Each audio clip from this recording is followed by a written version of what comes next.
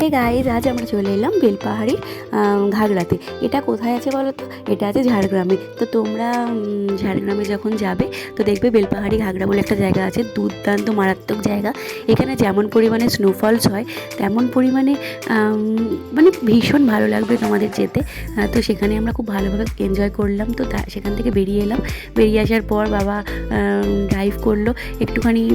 ওখানে কি বলো তো, ফাঁকা যেহেতু, নির্জন পরিবেশ, এখানে ড্রাইভ করাটা খুবই ভালো লাগে।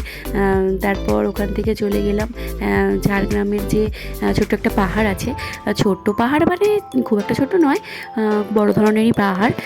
এবার দেখো তোমরা, পাহাড় বা আমরা যখন পাহাড়ে যাই তখন ট্রেনে করে বা ফ্লাইটে করে অনেক সময় আমরা যাই, কিন্তু এইখানে দেখো বেশি দূরত্বও নয়, খুব কম দূরত্বে একটা ছোটোখাটো পাহাড়ও তোমরা দেখতে পাচ্ছ।